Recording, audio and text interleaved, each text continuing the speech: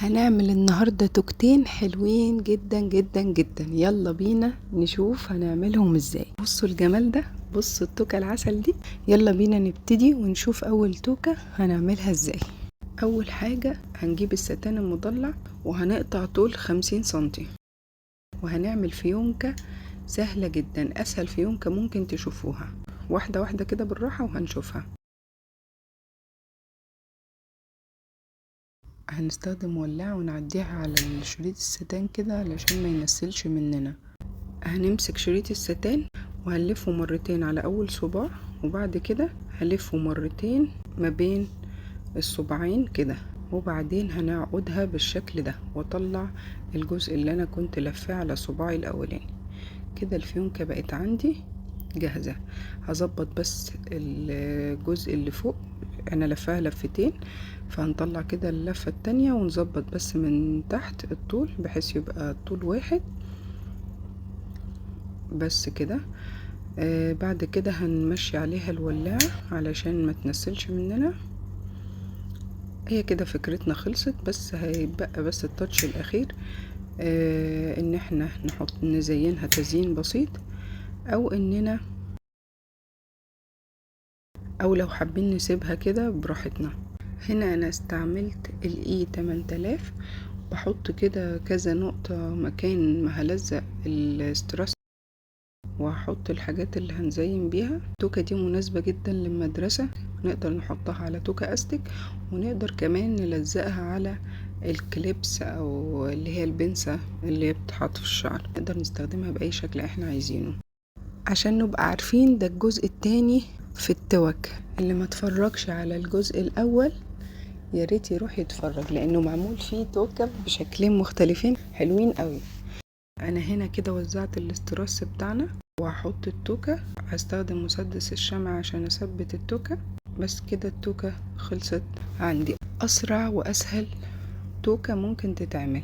طبعا نقدر نعملها بالالوان اللي احنا عايزينها، مش شرط ابيض بس. لو وصلتي لغاية هنا معايا صلي على النبي علشان ناخد كلنا ثواب. اللهم صل وسلم وبارك على سيدنا محمد.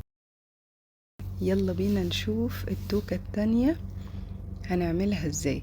توكة على شكل وردة، من احلى التوك اللي عملتها. يلا بينا نشوف هنعمل الوردة دي ازاي. جبت الشريط ده وهقطع 5 قطع، طول كل قطعة 8 سنتي. الفكرة بسيطة، والواحد بيبقى مبسوط لما بيعمل حاجة بنفسه وتطلع حلوة. فأنا عايزاكم تجربوا بإيديكم. مش لازم نشتري البقرة كلها، ممكن تروحي تجيبي جزء معين متر أو 2 وتبتدي تجربي بنفسك. هاخد أول قطعة واتنيها نصين بالشكل ده، وبإبرة وفتلة هخيط أول جنب اهو، وهكمل هخيط تاني جنب معايا زي ما انتوا شايفين كده. نخيط كده بالراحة. ركزوا معايا بقى في الخطوة ديت، عشان هي دي السر ان التوكة تطلع جميلة ومظبوطة، وما تستعجليش، النتيجة في الاخر هتعجبك قوي.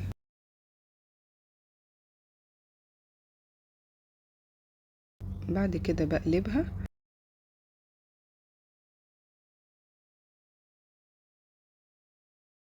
احط جزء صغير من الفايبر.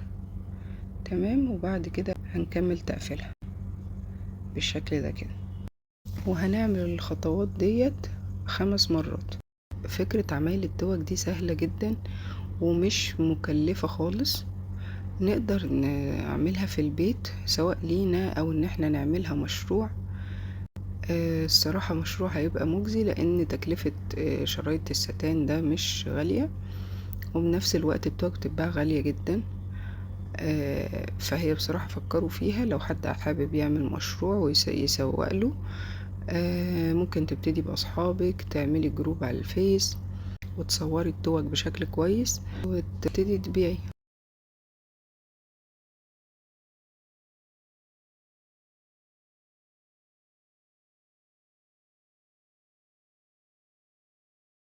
هنعمل بقية التوكة بنفس الطريقة. بخيط اول جزء، تاني جزء، وبعدين بقلب التوكة، بحط الفايبر واكمل تقفيلها. لغاية ما نخلص ال5 أجزاء بتاعت التوكة. اللي عنده أي أفكار حابب ينفذها يكتبها لي في التعليقات، وأنا طبعا هبص عليه وهننفذها سوا.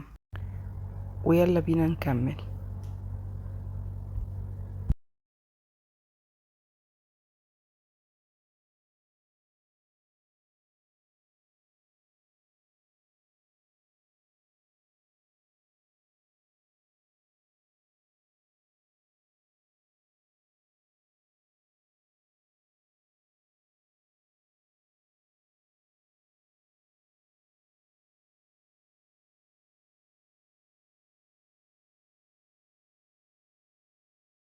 بس كده انا كده خلصتهم. هاخدهم واحدة ورا واحدة كده علشان اخليهم يمسكوا في بعض بالشكل ده كده، ونظبطهم ونقفلها بالخيط. وبس يتبقى عندنا بس ان احنا هنحط شكل جمالي كده بيتباع في محل الخردوات، وورا هنركب التوكة، او لو حبيتي تلزقيها على سورتات او تلزقيها على بنسة مفيش مشكلة، او كليبس. وبكده الشكل النهائي للتوكة التانية، توكة على شكل وردة لطيفة قوي وحلوة قوي وعجبت الاولاد قوي. ولو لسه مشتركتوش في القناة ياريت تشتركوا عشان يوصل لكم كل الافكار الجديدة.